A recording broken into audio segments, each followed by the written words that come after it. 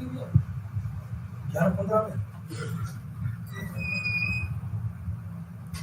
morning. Welcome to the session for Entrepreneurship, that is MMPC018. Today we will be discussing about dimensions of entrepreneurship. Out of the four factors of production, the entrepreneur is the most crucial and central of the production process. It assesses the gap, that is the opportunity between the demand for the product or services and their supplies, and brings the three factors of production, that is land, labor, and capital, together and takes the risk. Different schools of economics have different thoughts and have defined entrepreneurs in different ways, and which can be divided into the following three groups. That is the classical theories. These theories mainly discuss entrepreneur as a producer and distributor of product and services. Second one is neoclassical theories, where the entrepreneurs take note of the diminishing marginal productivity of other factors of production and diversify the market to control the diminishing marginal utility of goods. The third one is Austrian theories.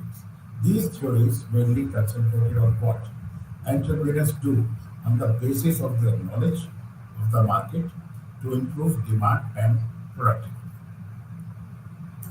Entrepreneurship is seen as an opportunity for employment and income generation, which ultimately contribute in enhancing economic growth. The classical, neoclassical, and Austrian market processes theories are not different from each other, but complement each other to make the economic theory more holistic in explaining entrepreneurship. The importance of entrepreneurship in countries' growth and development. Many organizations are creating international entrepreneurship index. One such effort is the Global Entrepreneurship Monitor Report. It internationally assesses 50 countries for the conditions of entrepreneurs. In the year 2021-22, United Arab Emirates, Netherlands, Finland, and India ranked in the top four.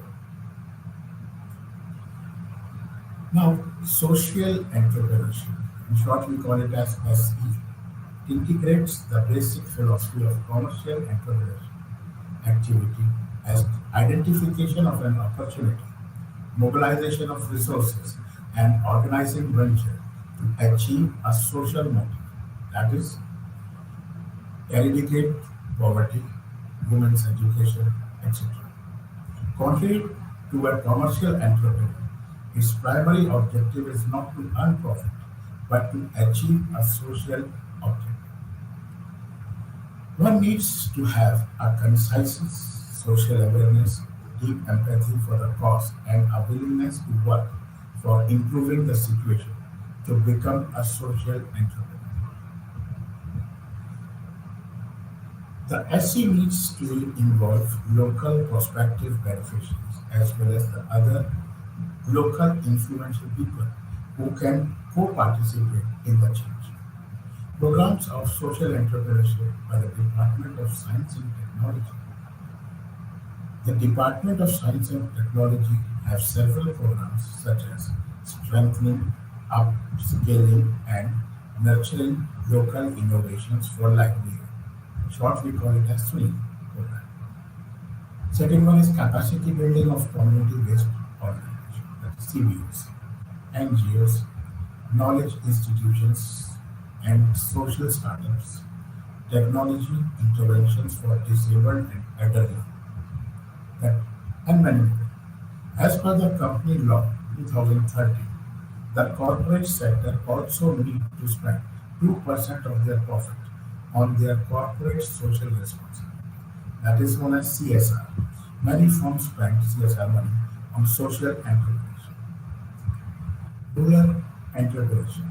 Rural means any entrepreneurial activity related to agriculture or non-agriculture based in rural areas. It has a special significance in India due to in 2021 about 65% of the total population lives in rural areas in India. As per the agriculture census 2015-16, 85% of the farmers in India are small and marginal. The nature of agriculture is seasonal and thus agriculture employment is not also throughout the year, and earning from agriculture does not fetch sufficient income to the farmers. Farmers are already entrepreneurs as they plan agricultural activities for the coming agricultural season, implement their plan, produce and sell their agricultural produce. Farmers may also concentrate on organic farming, which is a high return decay market and is continuously growing. There is a possibility in the rural non-agriculture sector as well, comprising labor-intensive products or a segment of production processes where other inputs are also easily available. Programs of rural entrepreneurship by the Ministry of Rural Development, Government of India.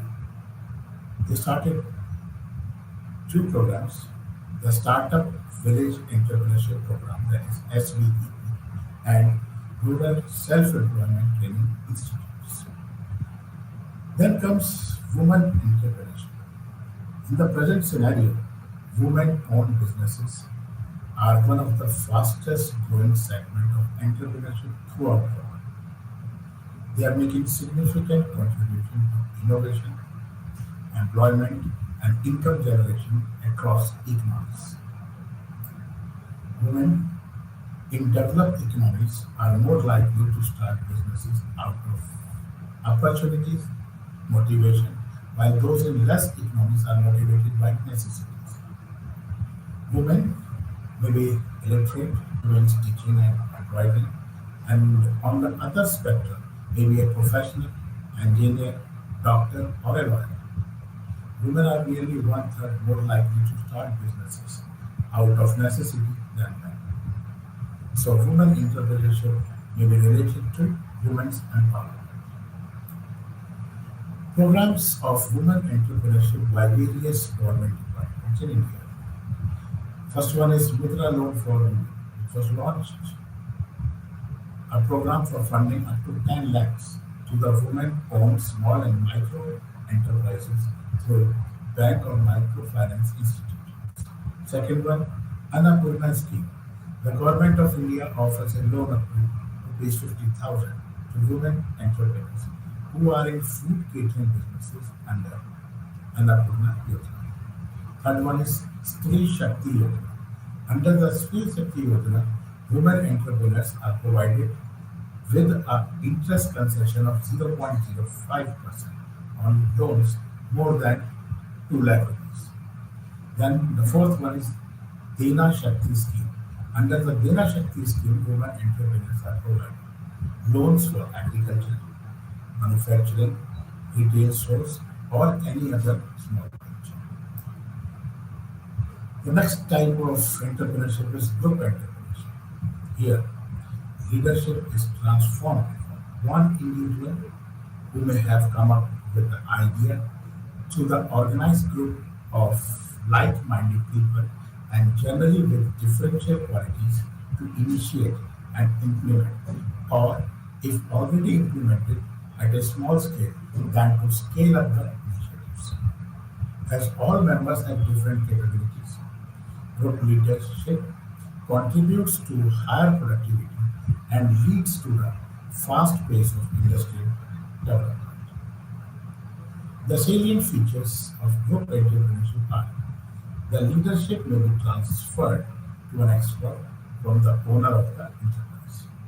Nowadays, the market has become so competitive that it is always better if a different person is taking care of different aspects of the enterprise. There are two types of group entrepreneurship. The first one is highly technologically advanced and sophisticated. And the second one, which is managed by self-help groups. Programs of group entrepreneurship by various governments, departments, and corporate sectors. Government of India is promoting self-help groups among the lower segment of the society for their socio-economic development through Deen Dayal Antyai Yojana.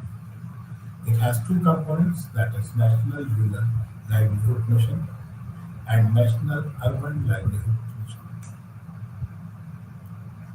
Strategic entrepreneurship and entrepreneur. The combination of entrepreneurship with a strategy for competitive advantage and detailed plan for a better performance of the organizations.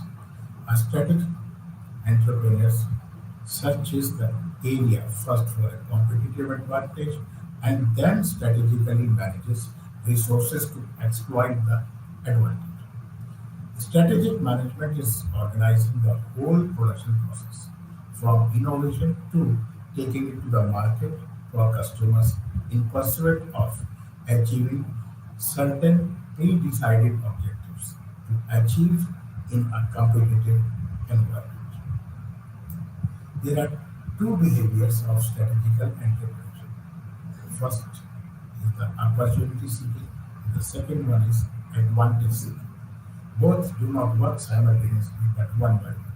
As the figure depicts, we have two types of strategic entrepreneurship, that is opportunity seeking behavior, and the second one is advantage seeking. But it results in superior firm performance and creation of wealth. Techno entrepreneurship. Techno entrepreneurships drive technological changes or bring new technological breakthroughs to create new combinations of inputs or minimize resources use and to reach the customer in more efficient way to ultimately maximize profit. Technology has a very important role in the production process, and the entrepreneur has the advantage if he has the ability to adapt the existing technology as per the need or can innovate up to perform a particular function. Programs of techno entrepreneurship by the various government departments and other organizations. No doubt there are many, but we will be talking about the main ones. SAR Fund. SAR Fund has been created to help startups using high-end technologies and preferably owned by women to scale up through a mentor circle which consists of industry startups. Second one is National Entrepreneurship Network. This was established in 2008 with the objective to set up an entrepreneurial ecosystem in Tier 1 and Tier 2 academic campuses. Third one is NASCOM initiative. Since its inception, the NASCOM has developed and successfully completed various programs in Bangalore, Chennai, and Delhi. It has partnered with the government of Karnataka to set up a 50,000 square feet start-up warehouse, that is Next Gen Come Accelerator in Bangalore, one of the first few in the world. Then comes your education, knowledge, and entrepreneurship. There may be two meanings of it, that is the entrepreneurship of education activities and education of entrepreneurship. The first type, entrepreneurship of educational activities, is quite in demand, lucrative, but at the same time quite responsible also. The second type is about teaching and mentorship to prepare aspirants for entrepreneurship. Model right to education, rules regarding education and knowledge entrepreneurship. There are certain restrictions on for-profit educational institutions in India due to the rules and norms such as right to free and compulsory education rules, and two, the Supreme Court verdicts, and the third one is board norms for affiliation. Now we move to entrepreneurship in India. That is block 2, and we will be starting with unit 4, that is entrepreneurship and government policies. India is gradually on its mission to build a robust entrepreneurship ecosystem to develop MSMEs. MSME sector contributes in social economic development of the country. India opted for a policy of development of the micro, small, and medium sector, along with a heavy industrial sector. To facilitate the rapid development of this sector, the government, in pursuance of its policies, has initiated various support measures from time to time, which included policy of reservation, revision of investment ceilings, modernization, technological upgradation, marketing assistance, fiscal initiatives, and many more. What is institutional interface? This refers to a part of economic environment of industry and business consisting of authorities and institutions which, whose decisions and activities influence activities of various business units. The institution could be a government body, a statutory, a semi-autonomous, or a non-profit organization and associations. The authorities are generally governmental and in sense field governmental powers granted to them in specific field or activities. The institutional interface that we describe here is related to micro, small, and medium sector of industries and business in India. A business or industrial unit, enterprise in short, what we call it, interacts with the institutional interface essentially at three stages in its development, such as inception, that is, the establishment of an enterprise. Second one is day-to-day operations, which would mean day-to-day management. And the third one is expansion and or diversification. The question is, how do policies and activities of the institutions provide assistance, resources, and technical advice to the entrepreneurs who aim is to set up a micro, small, medium enterprise. The term micro, small, and medium enterprise covers a range consisting of micro, small, and medium units, small businesses, and service establishments. They are all referred as MSMEs. Now, what is the industrial policy resolution and other developments? For the major environment, after attaining independence in 1947, India adopted an economic planning as a method to achieve economic development. The pattern of planning that comes to be accepted was of mixed economy, meaning thereby that industrial units in the public and private sectors would both be operating to meet the goals of economic development. The mixed nature of economy meant that on crucial areas the policy of the government was decisive and change therein were of great relevance to industry units. From the field of industry, government's objectives and intentions were announced through six successive industrial policy resolutions or statements. These resolutions were announced in 1948, 56, 77, 80, 90, and 91. In 1997, there was a major upward revision in the investment limit in the plant and machinery for the purpose of defining SSI and tiny sector units. In August 2000, comprehensive policy package for SSIs and tiny sector was announced, which has had a remarkable impact on the development of this sector. Keeping in view the provision of this policy, with effect from October 2001, the investment ceiling in plant and machinery in respect of 41 items covering two broad groups of hosiery and hand tools was enhanced to 5 crores.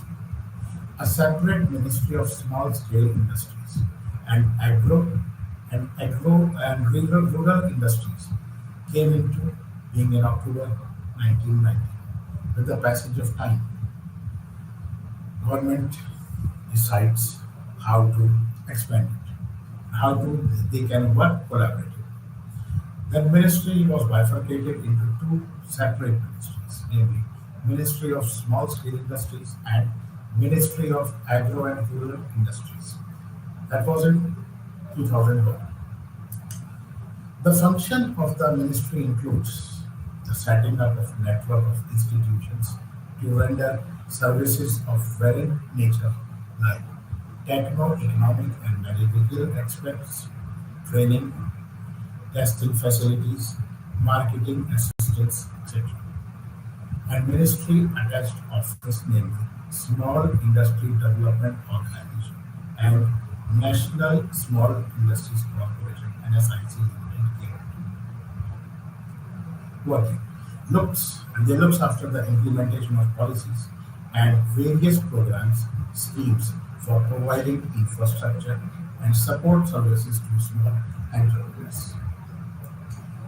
The Micro, Small and Medium Enterprise Development Act 2006 was enacted on October 2nd October 2006, which fulfilled long cherished demand of this sector. It aims is to enhance and promote the competitiveness of MSMEs, apart from giving legal strength to the definition of micro, small, and medium enterprises. And this also acts contains panel provision relating to the delayed payment to the enterprises. IPR 1956. The second IPR was announced against the background of a broader second five-year plan with a long-term strategy for industrial and economic development. As regards the small SSI sector, the resolution emphasized a dual role, that is, manufacturer of consumer goods such as cloth and manufacturer of component of newly established industry as a part of program for long-term industrial development. Next IPR was in 1977, which was announced after a lapse of 2 decades almost. First was the deciding industrial development that includes large, medium, and small scale industries and had become more of an urban phenomenon, and others was large scale unemployment. The issue of urban and rural educated and uneducated unemployed had started becoming difficult. In 1990, another IPR came that was included.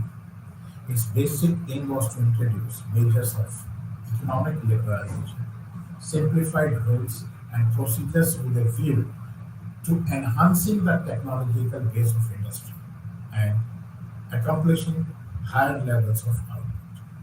It gave a specific emphasis on the SSI and SSE sector, where employment opportunities were likely to be high.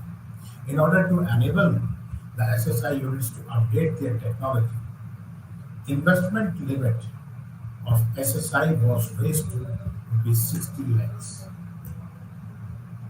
Industrial Policy Statement of 1991. The industrial that was announced in 1991, and it contained a special thrust on the promotion and strengthening of small, tiny and village industries. Investment limit for tiny industries was raised to 25 lakhs. In addition, location conditions were withdrawn. Equity participation by other industrial undertakings was permitted up to a limit of 24% of the shareholdings in SSIs. A new scheme of integrated infrastructure development (SSI) was brought up into being with the participation of state governments and financial institutions. A proactive role for non-government organizations, what we call it as NGOs, and industry trade association was also noticed. To protect the interest of SSI and to move their viability, measures taken by the government from time to time include the provision of items to be manufactured exclusively by the particular sector and the revision of investment ceilings in that definition. modernization, technology upgradation, and marketing assistance. Micro, small, and medium enterprise, what we call it as MSMEs, under globalization and advent of information and communication technology, there was a demand from different quarters to club micro, small, and medium enterprises for better performance. The government passed the MSMED, that is an act, in 2006.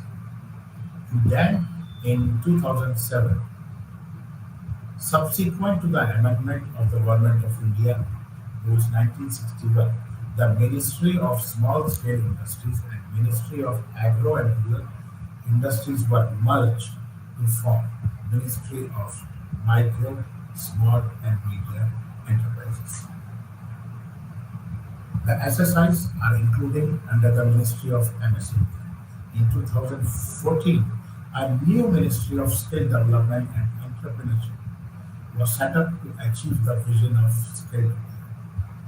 In accordance with the Micro, Small and Medium Enterprises Development Act 2006, the enterprises were classified into two divisions, that is, manufacturing enterprises, which were engaged in the manufacturing of or production of goods in any industry, and the second was the service enterprises, engaged in providing or rendering services.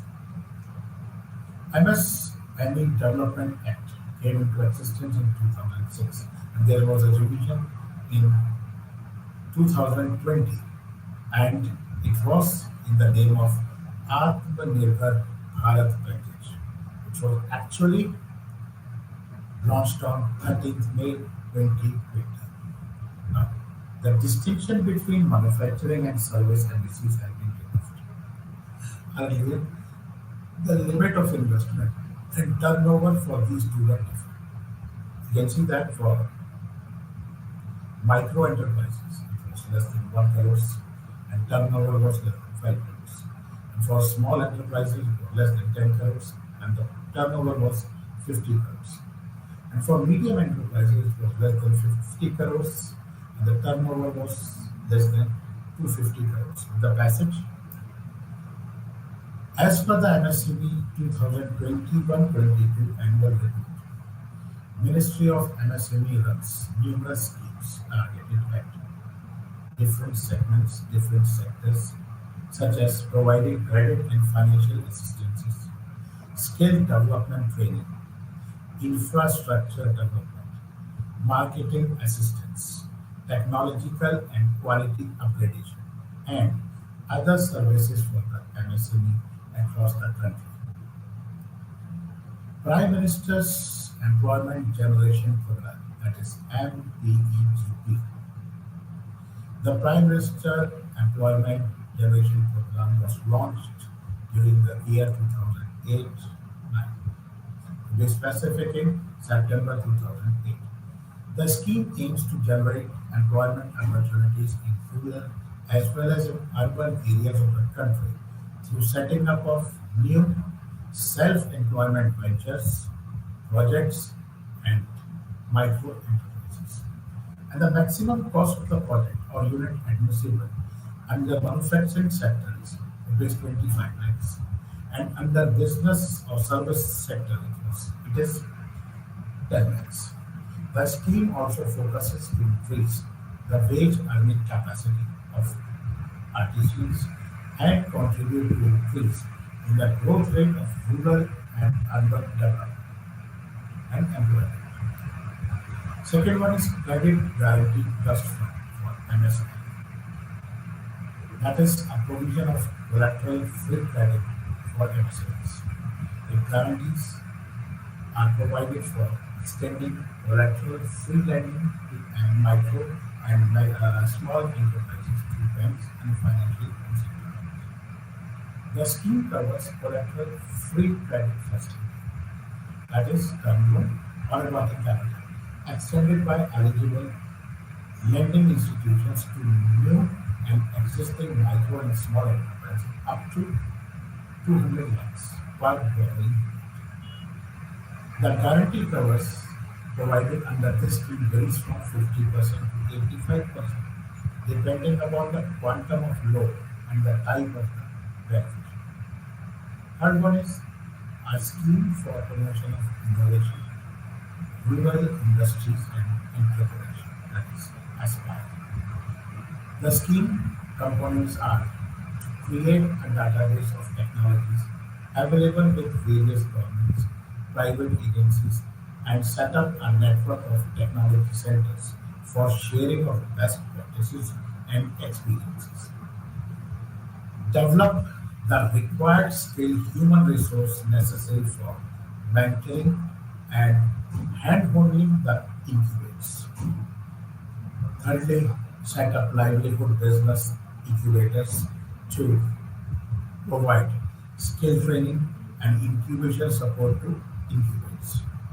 Fourth one is to establish a framework for startup promotion through creating a funds of funds with Small Industry Development Bank of India, that is SIDBI, thereby providing funding support to early stage enterprises and startup in agro-rural sector to convert these into a commercial enterprises.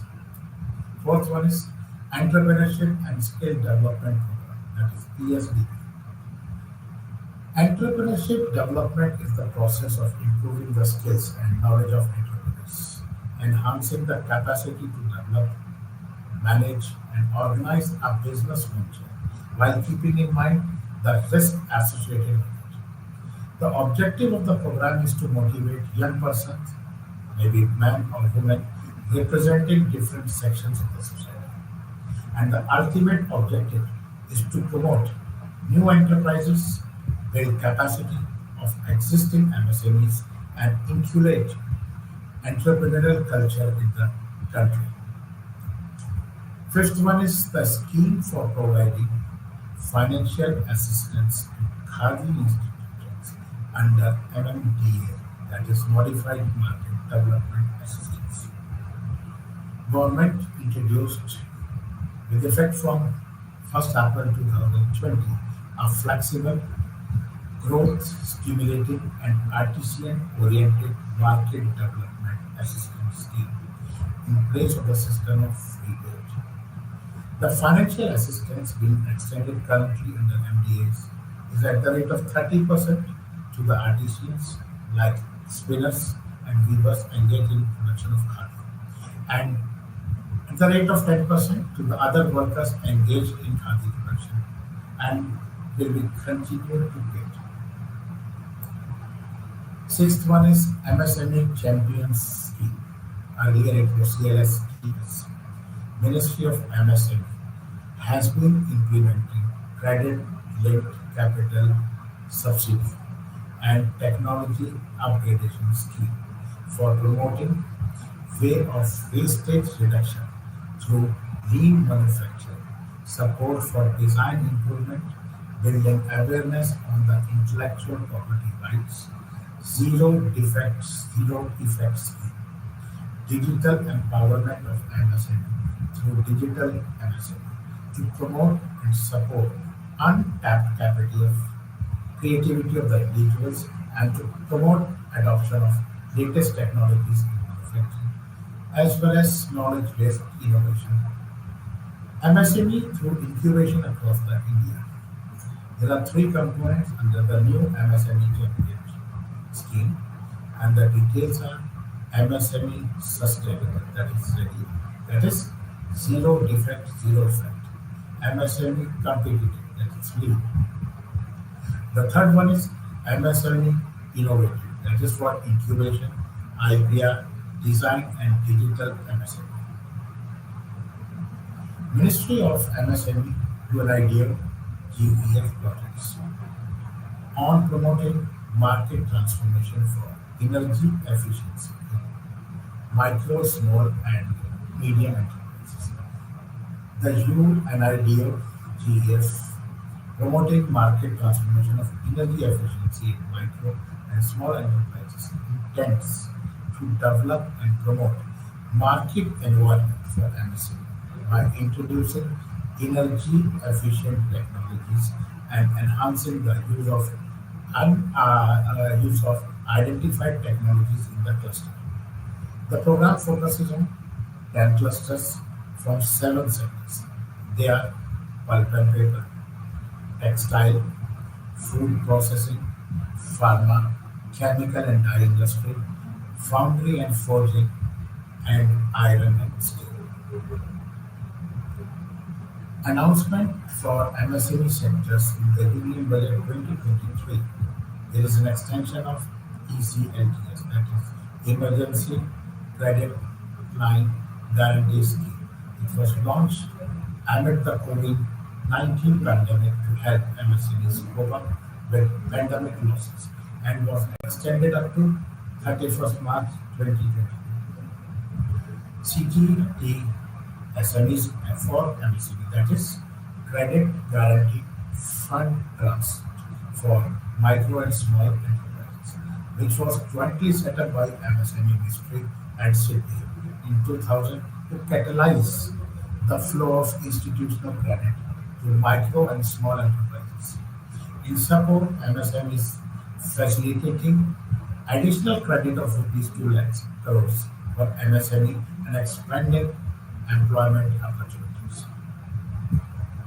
Raising and accelerating MSME performance program to help the micro, small, and medium enterprises sector became more resilient, competitive, and efficient.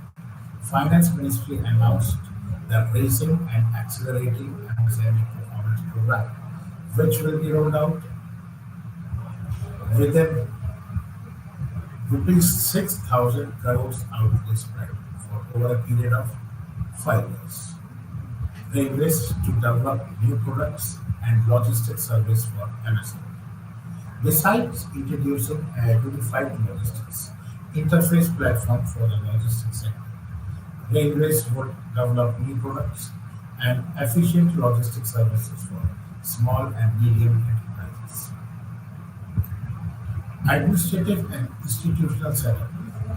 The government has set up a statutory national board for micro, small, and medium enterprises so as to bring together all the stakeholders as the representative of different subsectors of MSME, policymakers, bankers, and trade unions together to move towards cohesive development of the sector and ultimately to make the sector more competitive and self-reliant.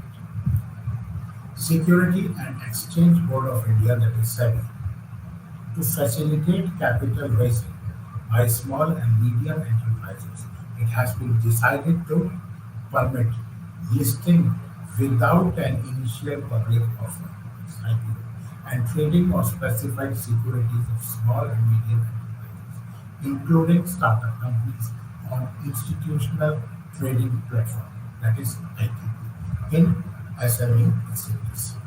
Consequently, amendment can also be made to substantial acquisition of share and takeovers regulation 2011 and SEBI 2009. Capital raising. An ITP listed company must comply following if it wants to raise capital. Before initiating listing on the platform, it should not make any initial public offering. These are the conditions. Private placement or rights issue are sourced through which it can raise issues. Such companies which raise funds through private placement are required to obtain in principle approval of the recognized stock exchange prior to allotment and should also obtain stakeholders' approval. The stakeholders must be taken into confidence before a company decides to raise funds through private placements. Industrial policy in operations. An entrepreneur who wishes to set up a small unit of his or her own way, however, like to know how the industrial policy is actually implemented. For this, a tentative framework for establishing linkage between some of the following areas is must. First one is information. An enterprise can be seen from a point of view of an entrepreneur or the institution of the interface. Here, we mainly focus on the institutions of the interface, and we will give more emphasis on their activities. The opportunities for self-employment can be the areas of manufacturing, trade, and services.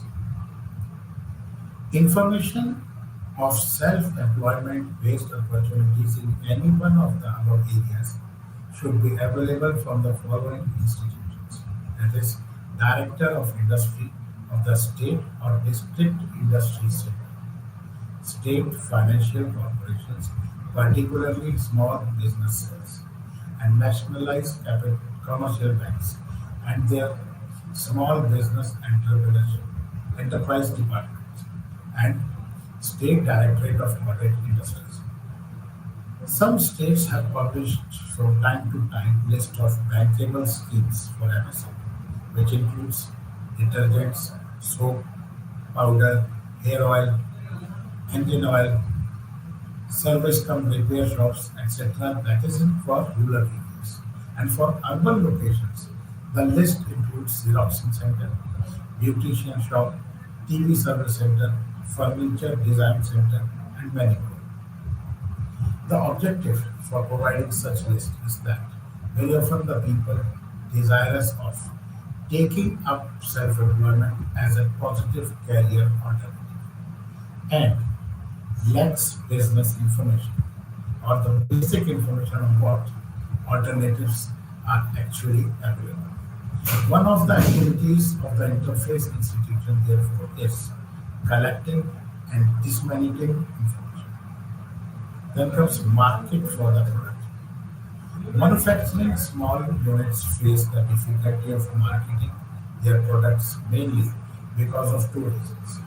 That is, several lines in which products of large and small units have to be complete with each other in the market. The present emphasis of policy is to encourage both small scale industry and small businesses, which provide self-employment opportunities in the first place. Small businesses have limited requirement of plant, machinery, and tools, and most of the financial requirements are met by the nationalized commercial banks. Most of the banks have announced liberalized loan schemes, entrepreneur schemes, equity fund schemes, and composite loan schemes for artisan-based village and cottage industry. Limited liability partnership, that is LLP. Limited liability partnership is another form of business organization which come into existence through LLP Act in March 31, 2009. It is governed by LLP Act 2008. It is a separate legal entity which continues its existence irrespective of changing partners. LLP permits individual partners to be shielded from joint liability created by another partner's business decision or misconduct. Such an entity provides the flexibility of a partnership and limiting at the same time the owner's liability with respect to the LLP. It is an alternative to corporate business form that gives the benefits of limited liability of a company and the flexibility of a partnership. One of the benefits is that both professional and non-professional businessmen can set up LLP. Then comes associations, societies, and NGOs related to MSME. Globalization has offered both opportunity as well as challenges before the MSMEs. About 40% of the Indian exports, directly or indirectly, are contributed by micro, small, and medium enterprises. Some of the industries of this sector are IT-enabled services, are product of globalization. Other MSMEs are dominant players in India. Major export sectors, namely software, textile and garments, leather products, sports goods, gems and jewelry, and handicraft, among others. MSMEs are gearing up and contributing in terms of new slogan, Make in India. MSME sector is competing with the global market and to equip them, not only the government but also the associations, societies and NGOs have to contribute positively. The Government of India has taken many initiatives to make them more efficient and productive.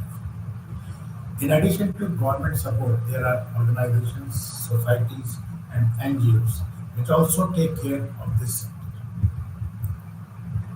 I will see how these organizations, which are the different organizations which are associated with this purpose. You start with the first one is the Associated Chamber of Commerce and Industries of India, that is ASSOCHAM. Their purpose is a not-for-profit organization which help Indian business houses to interact with the foreign business houses. And the status is that it has 6.3 crores MSME units, which manufactures more than 8,000 products and a share of about 30% in the nominal GDP. Second one is PhD Chamber of Commerce and Industry. It acts as an catalyst in the promotion of industry, trade, and entrepreneurship. Its motto is Scaling India for Global Competitiveness. Third one is FICCI, that is Federation of Indian Chambers of Commerce and Industries. Their purpose is to look after MSME sectors in making their global presence. Fourth one is All India MSMEs Association, that is IMA. They provide information and assistance for the opportunities. NGOs for MSME sectors. NGOs like SAT and UMEED are imparting training for skill generation among workers and upgradation for self-employment in micro sector. UMEED, it is a program of SAT for enhancing employability through a job-related training and placement among youth for vulnerable families across Gujarat with the support of American India Foundation, Ahmedabad, Municipal Corporation and Gujarat Urban Development Mission. Till now, many youths have been trained under UMEED and many of them have got placements too. Udan in Rajasthan, Saath, Microsoft Corporation, and Rajasthan Mission on Livelihoods jointly run Udan. They have launched a mobile training van in Jodhpur to train youth from rural areas, which trains the youth in car repairing, software development, etc. Udan has placed around thousands of youth in Rajasthan till now.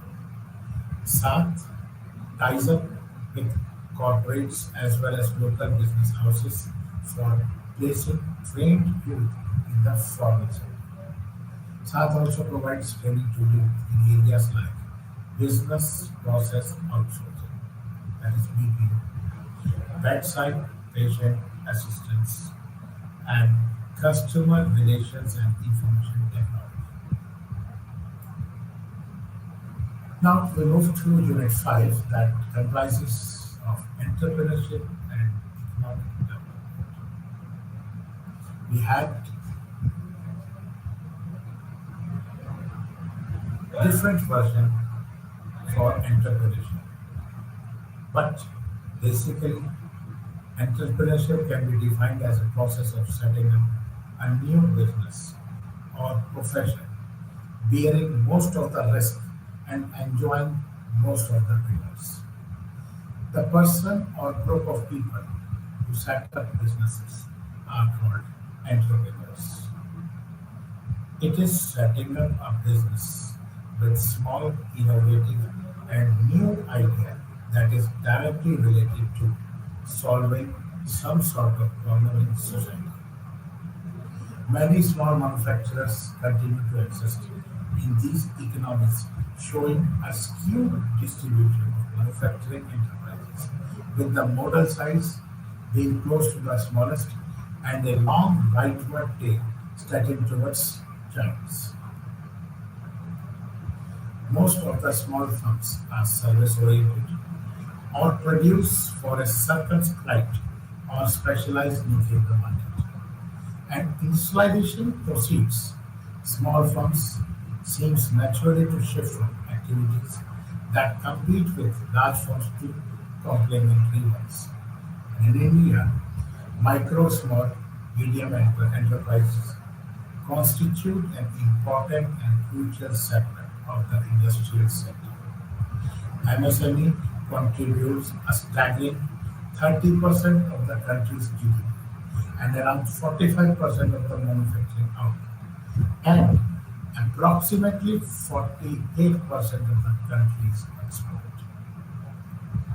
More than 11 crore people are employed in MSME sector. As of the unique economic and organizational characteristics, MSME plays an important economic, social, and political role in employment creation, resource utilization, and income generation. Micro and small enterprises are generally more labor-intensive than larger organizations.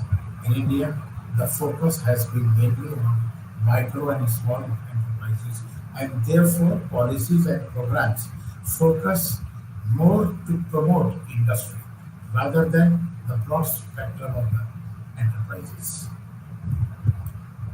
Micro, small, and medium enterprises. What is the concept? How does it work? After the government passed the MSME Act 2006, it came into for its application, implementation on 9th May 2007, subsequent to the amendment of the Government of India Allocation of Business Rule 1961. The Ministry of Small Scale Industries and Ministry of Agro and Rural Industries were merged to form the Ministry of Micro and Small Industries. Thus, SSI are included under the Ministry of MSME. In accordance with the Micro, Small, and Medium Enterprises Development Act, the enterprises are classified into two divisions, that is, manufacturing enterprises, which are engaged in the manufacturing or production of goods in any industry, and the second one is service enterprises, which are engaged in providing or rendering services. And what are the investment limits for the manufacturing sector? Micro enterprise does not exceed 25 lakhs, and for small enterprises, it is more than 25 lakhs, but it should not exceed 5 crores. Medium enterprises, it is 5 crores, but it should not exceed 10 crores. And it is all related to the investment in plant and machinery. And the other sector is the service sector. That is, in that sector, investment will no doubt will be on the equipments. If we talk in terms of micro enterprises, it should not exceed 10 lakhs. For small enterprises, it is between 10 lakhs and 2 crores. And for medium enterprises, it is between 2 crores and 5 crores. After 14 years since MSME Development Act came into existence in 2006, a revision in MSME definition was announced in Atmanirbhar Bharat package of 13th of May 2020. And the distinction between marketing and service MSME has been removed. Earlier, the limit of investment and turnover for these two units were different. What are the characteristics and relevance of MSME? Micro and small medium enterprises have many characteristics which make them pivotal in accelerating economic growth. Some of them are their flexibility makes them the best suited to the environment which is constantly changing. These enterprises use new materials, new method of production, new market, new source of material, and even new form of organization, which is continuously innovating in character. Then comes, since they are fairly labor intensive, MSME provides an economic solution by creating employment opportunities in urban and rural areas. And they also contribute to faster economic growth in a transitional economy. The major benefits of MSME are utilization of locally available human and material resources and expertise or experience, creating jobs at relatively low capital cost, diversifying the industrial structure, preventing the creation of monopolies, ensuring more equitable income distribution, and export-oriented units tends towards a favorable balance of trade. What are the special features of MSMEs? Contribution to GDP. The micro, small, and medium enterprises have been contributing significantly to the expansion of entrepreneurial endeavors through their business innovations. The MSME are widening their domain across sectors of the economy, producing diverse range of products and services to meet demands of domestic as well as global market. Poverty alleviation. According to World Bank study, small to medium enterprises sponsors project with an appreciably higher proportion of unskilled workers than medium to large enterprises, is 65% as compared with about 50%. Creation of unskilled jobs certainly had a direct impact on the alleviation of poverty, which is greater for small and medium enterprises than for larger ones.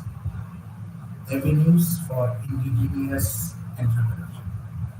MSME makes better use of indigenous organizational and management capabilities by drawing on a pool of entrepreneurial talent that is limited in the early stages of the economic development and by producing opportunities for these entrepreneurs to gain experience. MSMEs provide productive outlets for the talents and energies of enterprising independent people, and many of whom not who would not fulfill their potential in large organizations. With this, we will be concluding this session.